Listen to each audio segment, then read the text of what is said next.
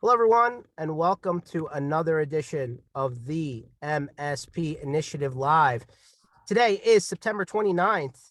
It's a Thursday, and we're almost done in September. I mean, it's amazing how fast time has gone, and very excited for the rest of the year. Lots of stuff happening. I feel like all of the channel events that should have been spread out throughout the year, just got jammed all into one period. I'm actually here in New Jersey at ASCII, New Jersey. I know my friend Darren is one of those big ASCII fans. How you doing, Darren? And yeah, sorry for being a little bit Yeah. late, but I'm here in New Jersey, and actually, this is my very first ASCII event, Darren. How about that?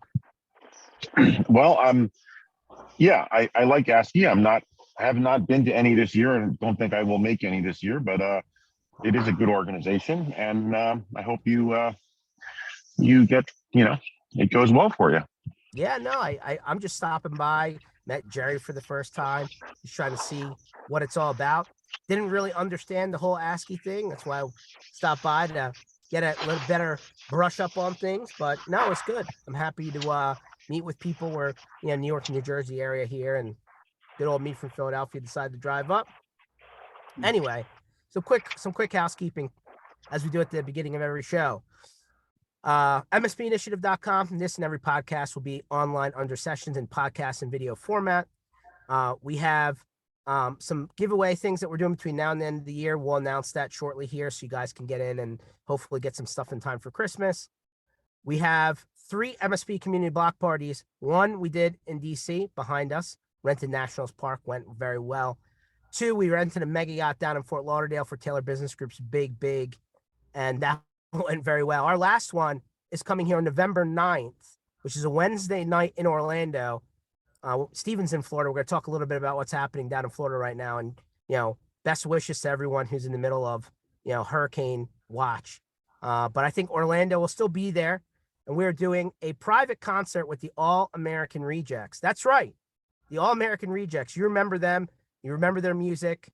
You've heard it time and time again.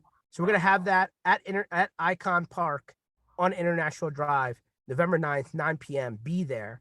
And then we have 3 Channel Strong tours left throughout the rest of the year. One that's happening now.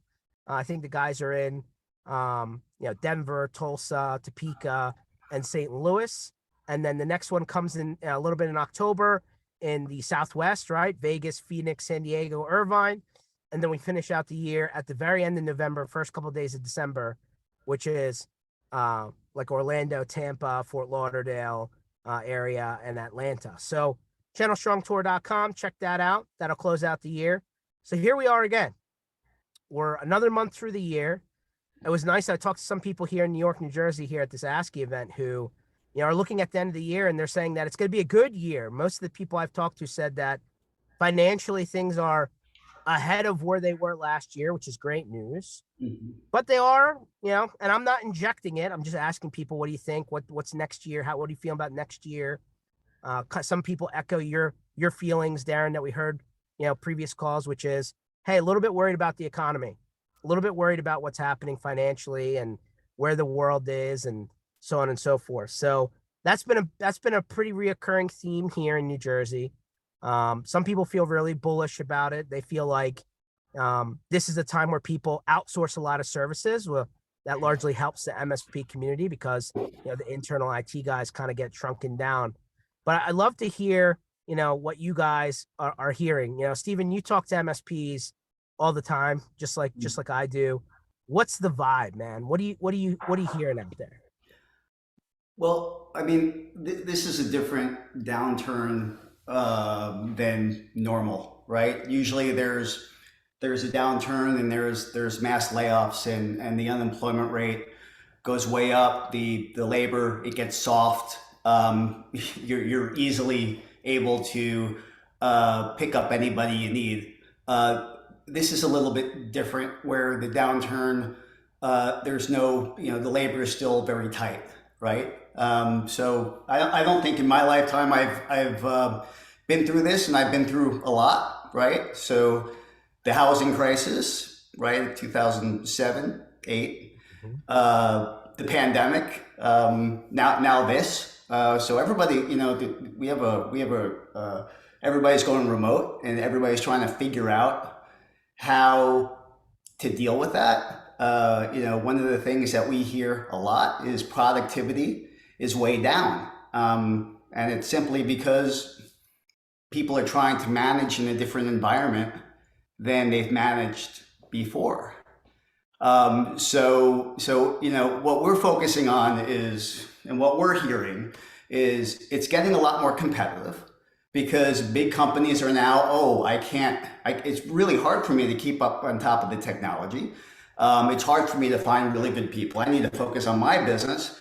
So they're hiring MSPs and co-location, or it's co-IT.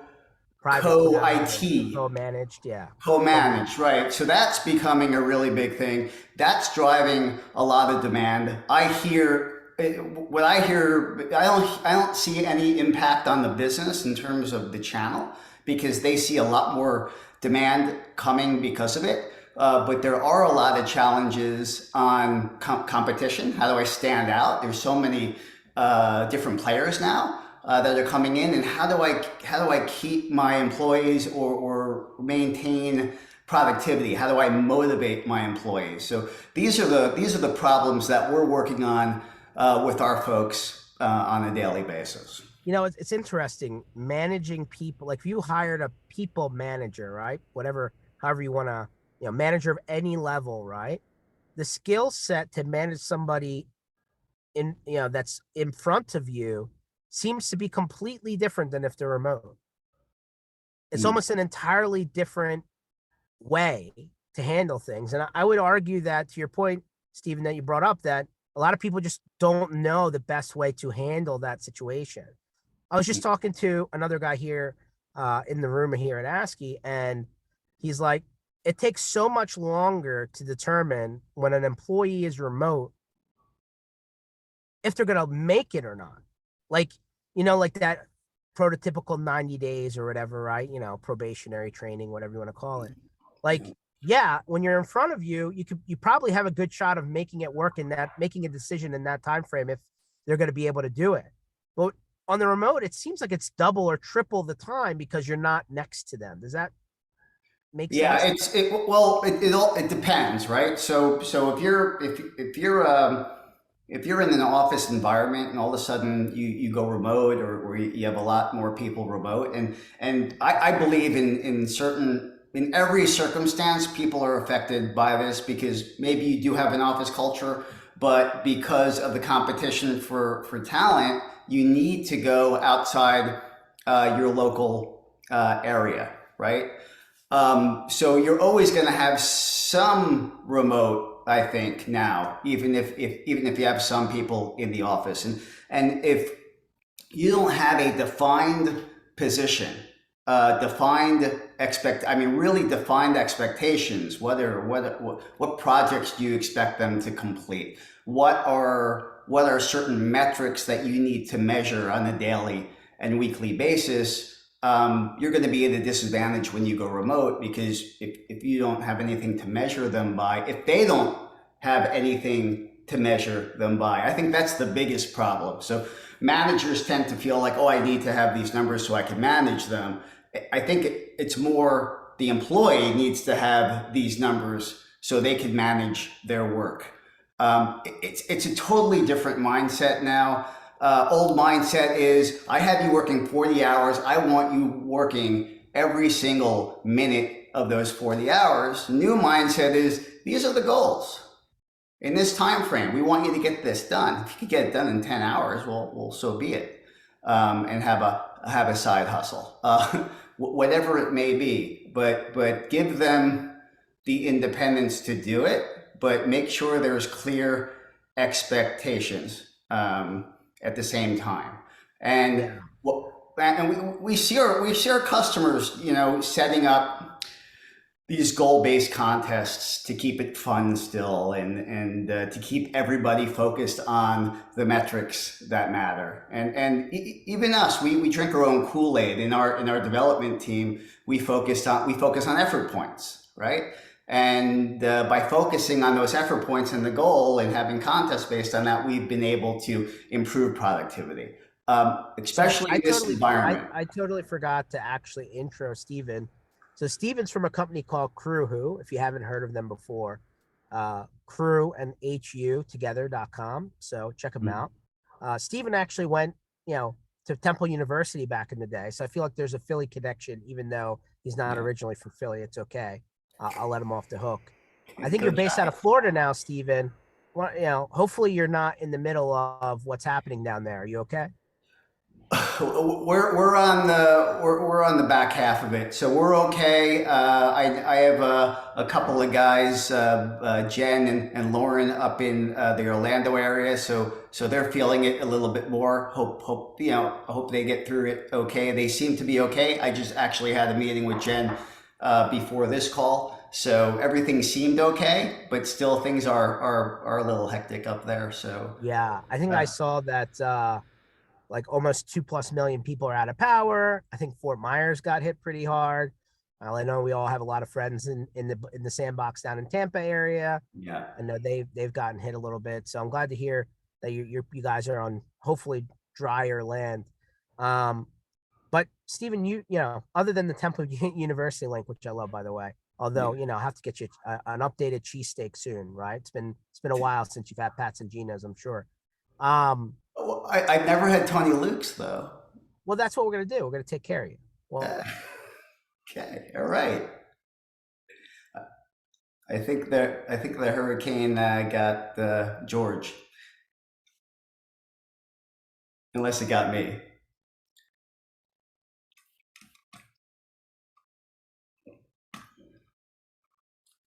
Let me see.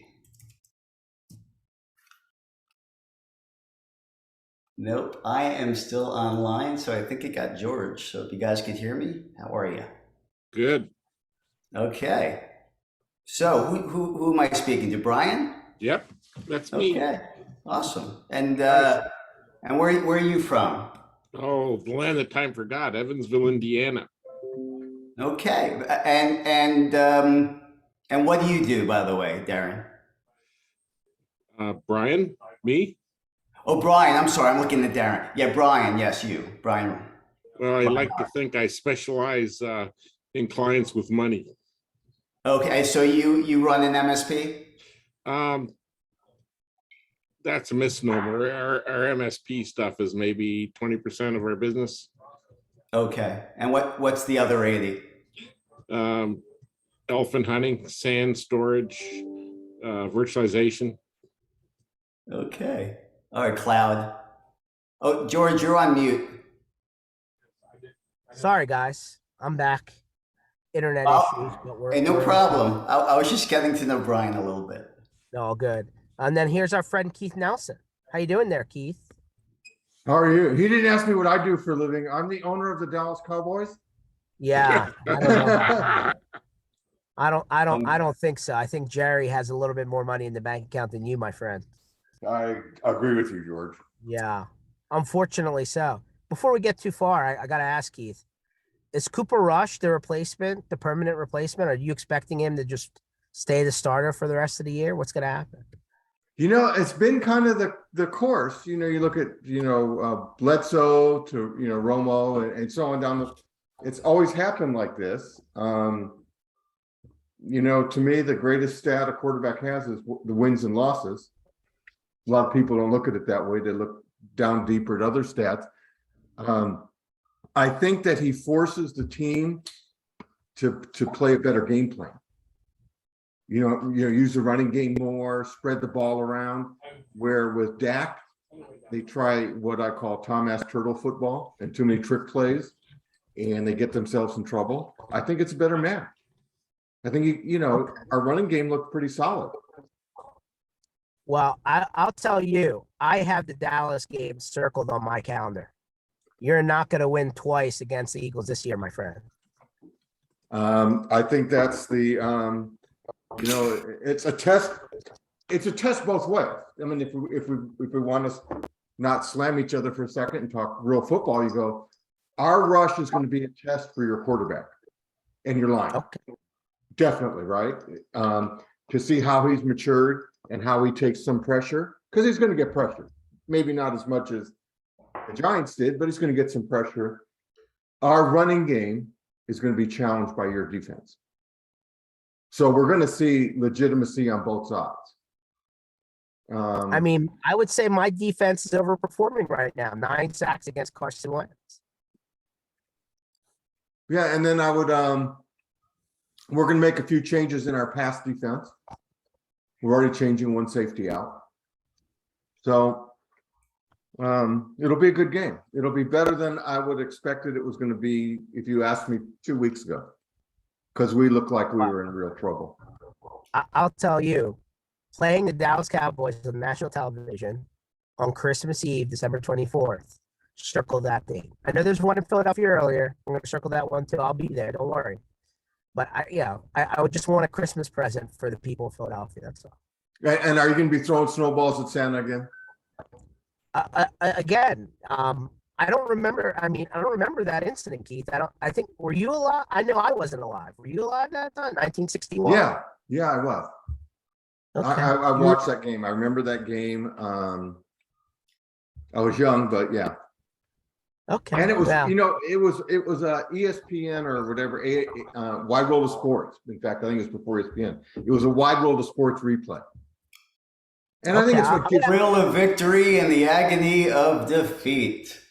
I'm going to have to go. It kind of what gives Philadelphia their personality as being, so I don't know what's the worst or the most obnoxious, whatever the name is that they point out. Well, now that the Raiders have moved to Vegas, it's one less fan base that has that tag, right? So I'll own it. I'll take it. I think the Raiders moving to Vegas made them less of a home team, because I think it's a place you'll go to watch your team, right? You'd go to Vegas and watch an Eagles-Raiders game. I almost did, yeah. Yeah, I think it splits I think it takes away some home field advantage. Well, the Raiders are definitely not doing well to start the season. But back to technology talk for a second. I'm sorry, now that I have my technology quasi working. Number one, Keith Nelson will be in your neck of the woods next month, so we'd love to see you. Perfect. Number two, Darren saw your buddies from Carbon Systems here, so I made sure to pass on the, hey, your stuff must be working because Darren loves it. I know Darren had a very big Chick-fil-A breakfast this morning, which makes me feel good. I did. What did you say about Carbon, George? Well, they're here at the event in ASCII, New Jersey, and I stopped by. They're exhibiting, and I mentioned that you're loving them, so I had to give them a little bit of love. I'm currently having one little issue. They certainly know who I am at this point. Let's just say that. To be continued. but I think we'll get through it. So. Awesome, Stephen. Another topic that's come up here and and actually is being mentioned in some of the presentations is the vendor consolidation that's happening in Sandbox. Obviously, it's happening in a lot of other industries as well. I don't know if there's anything good or bad to say about it other than it's happening. And there seems to be people just trying to figure out where to go from here. I guess the messaging has been, hey, cater to your end customer. Do they really care who your back-end vendor is? But then, of course, if your back-end vendor ends up in the news, it's a different story. What are you hearing out there on this topic? Well, first of all, if you're a vendor that sells to a platform or a bigger vendor or a vendor with a lot of funding, you're probably doing it because it's a good deal for you, and sometimes it could be a good deal for the customer, sometimes not.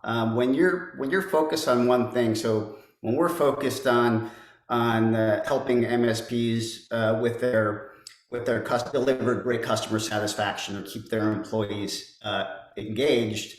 If someone were to buy us, we'd want to make sure that would be a focus and that we wouldn't be just another add-on to their big big platform, because then they don't put the time into it. So you would think, and I don't mind talking about competitors. It's all a big ecosystem, and I think we should talk openly and transparently. I mean, ConnectWise just bought Smileback, and from the outside you would think, oh my God, they're gonna block us, and anybody with ConnectWise are gonna want them to use Smileback, and it was for us anyway. So far, it's been sort of the opposite. When you guys are really focused on what you're doing every day, we like dealing with you. We like dealing with your team and the service structure that you've built to support us. So with that said, mergers and acquisitions can be really good, and it can be good for the customer. It could also be bad. It depends on who is acquiring and what their strategy is. We don't want to buy something and then it dies on the vine on a big platform where it doesn't get the attention it deserves. I just have a trouble ticket in with a vendor that just got acquired, and maybe they didn't train their people well enough. I said, this is a 5-minute reset, something that's now gone on 9 days. And he said, we're having trouble allocating tickets in the new system. And I said, you just made what everyone feared true. And that's the biggest fear, is that when you absorb a company, part of it is for economics. And if it's not well planned out,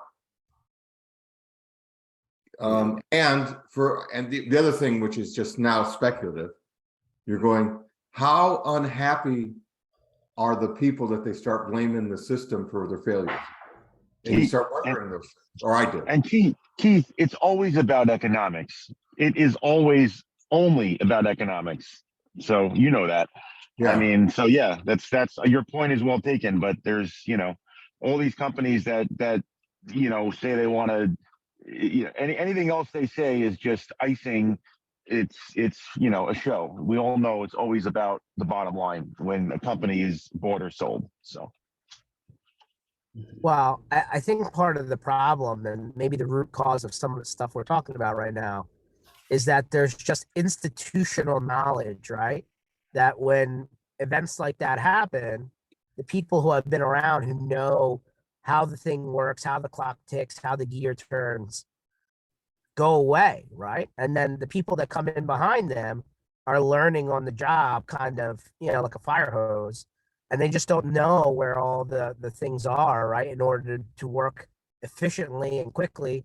And, it just takes time, right? I mean, I know we could talk forever about, what the, post merger plan is on any situation, right? Whether it's merging, acquisition, whatever. But I mean, we all know people is a big part of it. And if the right people don't stick around and that information kind of disappears with them, we could talk about documentation all day long, right? Some stuff is just takes time, right? Yeah. So that comes back to, hey, how do we keep people happy and staying, right? And I think that's a big crystal ball, right? Because when it comes down to people, right? People work with people. I think that's the big question mark, because everybody's so different. Stephen, how do you have your own business, you work with a lot of businesses. Employee retention and happiness is a big topic. I know you could probably spend a lot of time on it, but like, what are you finding are the top 1, 2, 3 tricks, I guess, to getting to a place where your people are, relatively happy, I guess? I don't want to call it a trick. Business is about relationships. That's it. You have relationships with your customers, and you have relationships with your employees. Most people do not focus on the latter and just want, sales. How do we get more sales? And so, I love this channel. I didn't start in this channel. I was building Cold Stone creameries in Florida over 100 employees, and actually Crewhu was born out of trying to fix my problem, which was high turnover, low engagement, and then MSPs found us, and now we're focused solely on the MSP channel, right? And the MSP initiative, George, that you started, I think is phenomenal. And the only reason I really focus just on this MSP channel is relationships. I met you in the channel, right? I met Chris Day in the channel, who introduced me to Luis Giraldo, who facilitated our integration with IT Glue to help MSPs get better documentation by incentivizing their employees, right?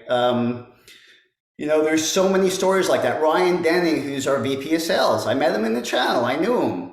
He's like, Ryan Denning is like Rob Ray. You see him at the bar, you get a drink with him. He's a great guy.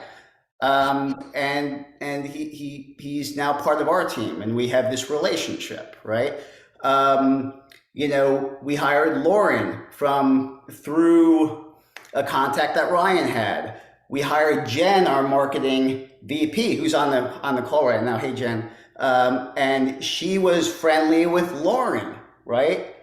So, and it was connected to Ryan. So we're building a team through relationships, and we care more about it than just the job at hand. We care about the company. We care about the people in the company. And that's what keeps employees engaged. And I try my best, and I don't always do the best job, but I try my best on a daily basis to give my guys the freedom to create things. And but I also give them, goals, strategic goals, and tactical goals that they focus on a daily, weekly, and quarterly basis. And we try to use that within our product and bring it out to the MSP community to help them keep their guys engaged.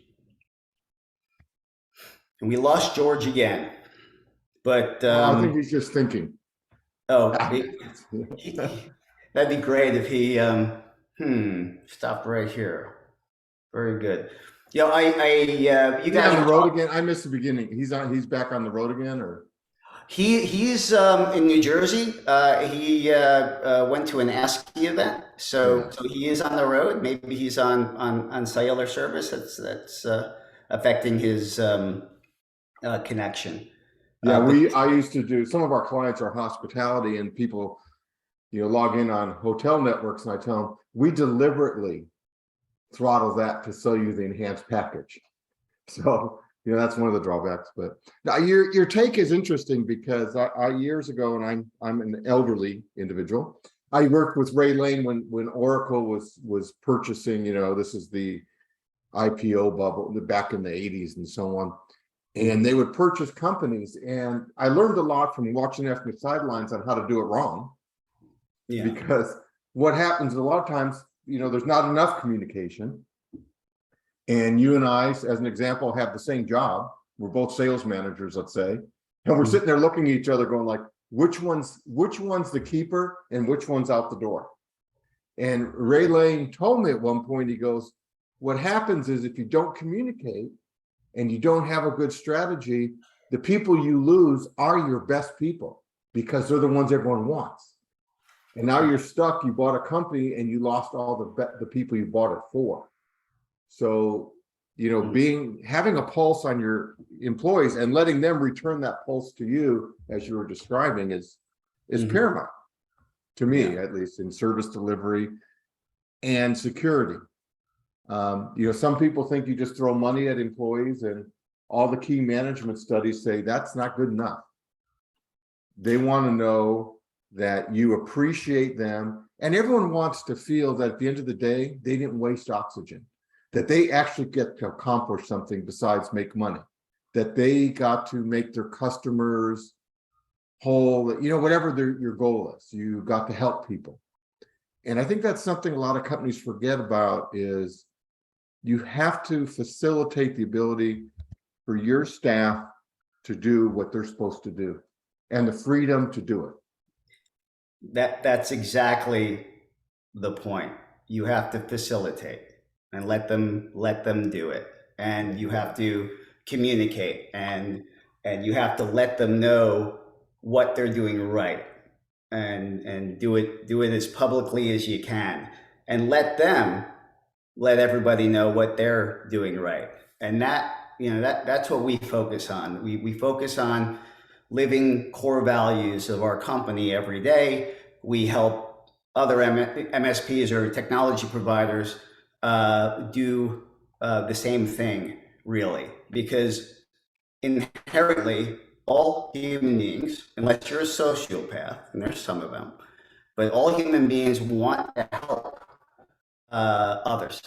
But if you're not communicating with them, they'll have stories in their heads, and I've had stories in my head that was wrong too. If I don't get all the information, and they're usually negative stories that creates negative energy. So if there's just lots of transparency, lots of talking, lots of recognition and appreciation for the team, there's less of that, and there's more positive energy, and that creates amazing results in a company. It creates a strong culture. It creates an engaged team. And what we say at Crewhu, actually, it's not your technical stack that differentiates you, but it's your processes, your team, and your company culture. And that's what we focus on. That is good advice. That's excellent. I think it's a thing we miss in fact, if you look at the term, even the term MSP is nondescript marketing. And it really doesn't, it's not. And I've said this 1,000 times, I'm a broken record. In doing some legislative advising in the state of California, they found the first use of MSP, managed service providers, over 30 years old, and it's an heating and air conditioning company. Yep. So you're going focus on the core competency, not the marketing spin of what you're delivering to your customer. And that's more in line in our business, at least in my opinion, is you're helping your customer provide a great experience to their customer. So, it's like I'm making sure that I've enhanced your processes, I've increased your capacity, and I've made it easier for you to deliver exceptional service to your customers. And I think that's the secret sauce, more than I can do this technical wizard thing and look how smart I am, because no one cares. Yeah. Here's George, hey. Yeah. What's up? I'm in the background here. Yeah, I just flipped devices. So how do you tell when somebody's checked out? And once you determine that they've checked out, how do you get them to re-engage?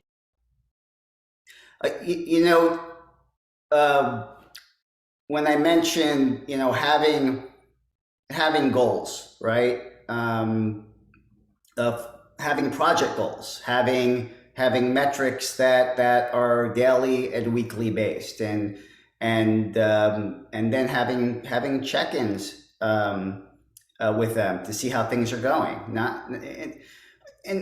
I always, when I talk about this, it's not about, I got you, you didn't do this. It's about, it's either you're doing it great, awesome, make sure that they know it and everybody knows that you're doing great, or if they're not, well, how can we help you remove this block? What's going on here? Now, if you find that you keep on going back and they're not doing anything, that's when you know that they're checked out. So it's not necessarily the results. You guys talked about football just before, and you're talking about, well, it's all about the wins and losses. Those are the results, and those are the trailing indicators. Then there's a leading, indicator, right? How many times are you passing the ball, right? How many times are you handing the ball off, right? Are you doing the activities that are going to get you to the result ultimately? And if the person is not doing the activities and is coached and shown what the best activities are to be done to get to the goal based on experience, and they're still not doing it, that's when they're not trying anymore. That's when they don't care. And so it's not always about hitting the goal, but it's about making sure that there's, they still care, that they're trying to hit the goal, because business isn't easy. There'll always be challenges. And as long as the team is trying their best with the skills that they have, you're in a good spot. And if you don't have the skills in your company, you either have to train them up or get them. Because ultimately, a company that has people that keep on trying, but don't have the skills, they're ultimately going to get frustrated. The resilience is going to wane, and then they are going to disengage. So it's really important not only to see the care and the gumption and the grit, but also to support them with training, or to support them with other people that may already have the experience as well. That was long-winded, Okay. but I hope I mean, answered that. it's, I mean, there's a lot of ways people get to checked out, right? Maybe they're burned out. Maybe they're, maybe just not interested in the work anymore. Maybe they just don't like the people that they're working with, or it could be just a remote work thing, right? You're just not the same, right? There's not that water cooler lunchtime after work kind of, camaraderie, if you would, right? So I feel like it's just really, like trying to keep people engaged in the work, right? And also like with the other people that they're in with, it just seems to get harder and harder, I think. So I think it's important to make sure they're engaged in life. And I use the term real, which is ambiguous, but you want to make sure their relationships are real. And I look at things like, is their calendar marked with their kids' baseball games? Because I'm making sure they attend those things. Are they planning, family time and actually planning it? And because if you just check in on their work level, I think you're missing whether they're balanced. And I think it's important to be real with them and say, I want a fully balanced person that, just yesterday, one of my employees said, I have to call this person before I get to my daughter's volleyball game. And I go, well, it's the end of the season. If she's playing, she's in championships. Give me the ticket and get to the game.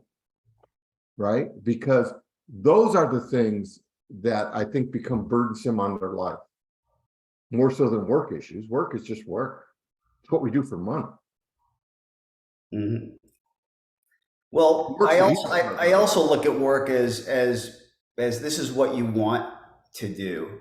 You are working a lot in your life, and I happen to enjoy what I do. I enjoy meeting with my guys, seeing their successes, seeing them grow. I hope that they enjoy what they're doing, and I hope they enjoy helping others in the organization and helping our customers.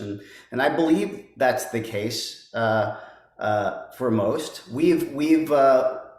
We focus our company on our core values. We hire based on them, and we fired people based on them not having them as well. And I think that helps the culture as well. So keeping someone in that's not pulling their weight or not following the core values of the business is really important. You also, I think, you want to give your guys a voice. So letting them recognize other team members based on the core values, we find that really is engaging, and it makes everybody feel great to constantly receive that appreciation.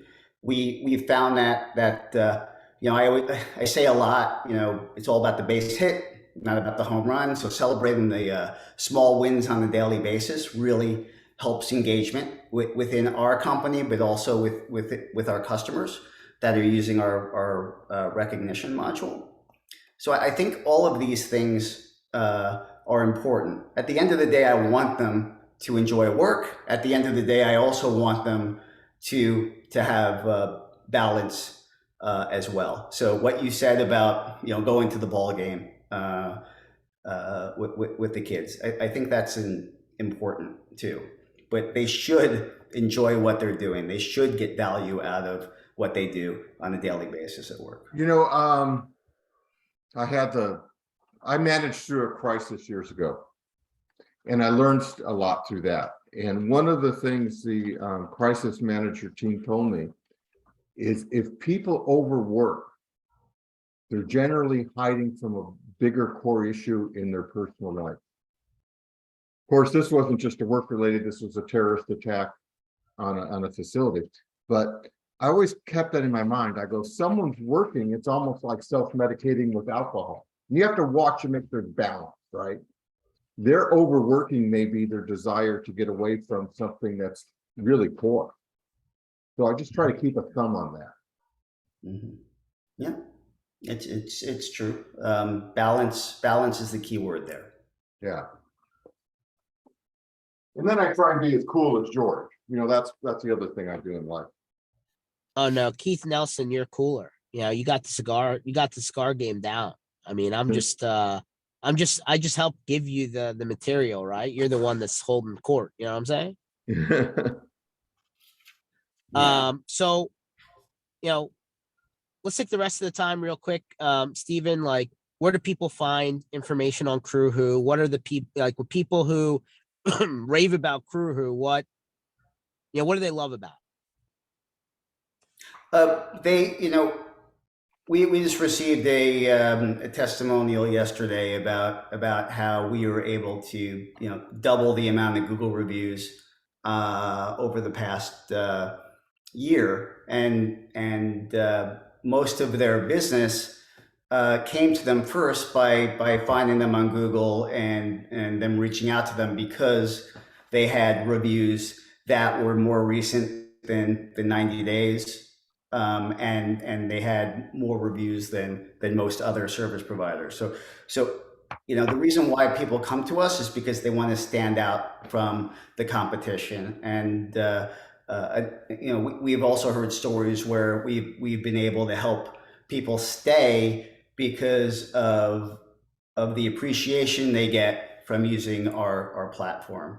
And so when we see them at shows, and we're at a lot of shows, they come up and they tell us the stories really about how we help with retention, how we help with employee motivation, and how we help them stand out from the increasing amount of competition that's coming into the channel.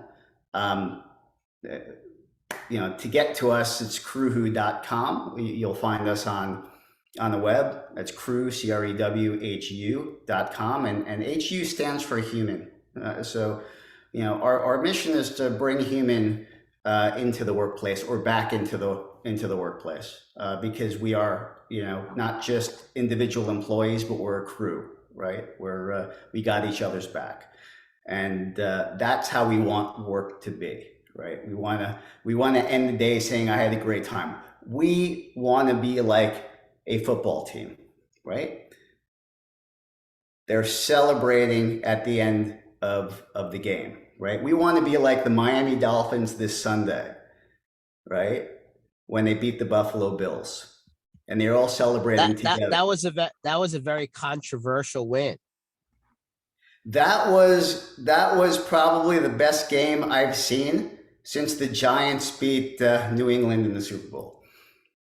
Well, the Giants beat New England in the Super Bowl twice. It was with Eli. Were they both with Eli?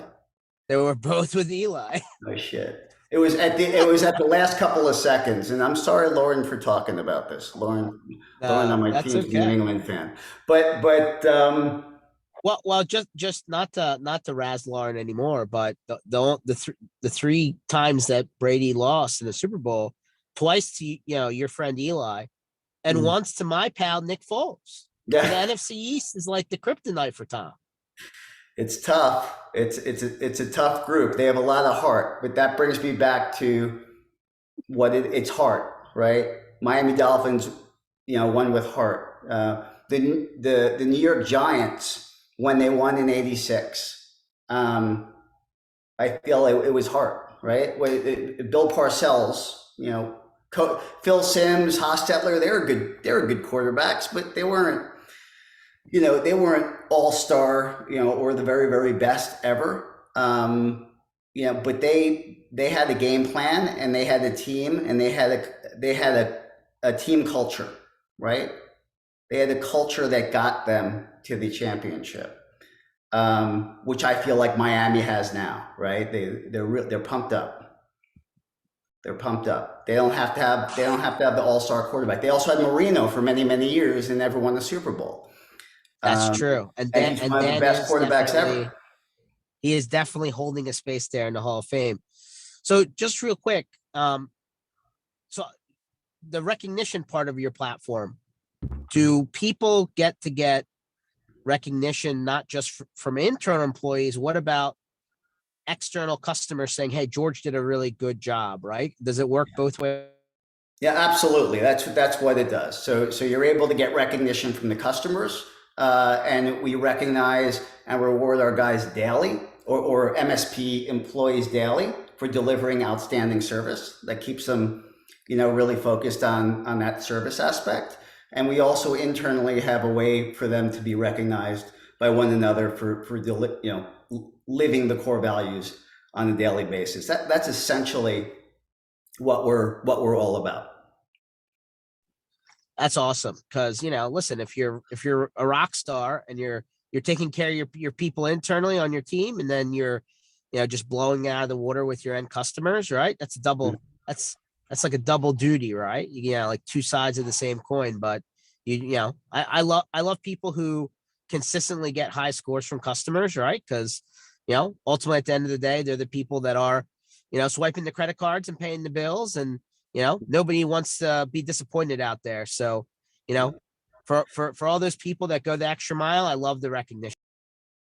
Yeah, I come from hospitality. Hospitality is all about service. And how I got to the channel was a little bit of luck, but once I learned about the channel, I saw the similarities between hospitality and the channel. The channel is all about delivering the best service. And the most successful MSPs and IT service providers and cloud providers are the ones that deliver the best service and have the best, and strongest culture, and motivated employees. And it's as simple as that. And that's what we focus on. We focus on trying to help our MSP partners motivate their guys and keep them engaged, so they could differentiate themselves from everybody else who's out there. That's awesome. I really do love your platform. It's cool. It's, if executed properly, I think it's super valuable. Where are we going to see your team between now and the end of the year? I assume we'll see it at IT Nation. Yeah. We're going to be at IT Nation. We're going to the Last Producers Club for Robin Robbins. We'll be at Next Gen at the end of October. Those are the three main events we'll be at. So you'll awesome. If you're on the road, you'll see a lot of us. Can't wait to see you guys. Check these guys out at Crewhu, CREWHU.com. Hit Steven and team up online. They're on all the platforms. Can't miss them. And can't wait to see you guys live. Can't wait to see everybody else. Hopefully somewhere on the road. Definitely find a way to get to Orlando November 9th, even if it's just for the party. I know there's a bunch of people doing that. Yeah. Can't wait to see you guys soon. Thanks for checking in, Steven. I'll touch base with you in a little bit. And George, George, I wore the hat for you. You didn't say anything, but I love that. Because I'm so I don't know you without the hat. It's like you're basically the hat. Yeah, well, it was all for you, man. And thanks for the time. It was great chatting. I appreciate you, man, my friend. Stay tuned. We'll talk soon. Thanks, everyone. Okay. Catch you later. Thanks, George. All right. Bye-bye. Bye.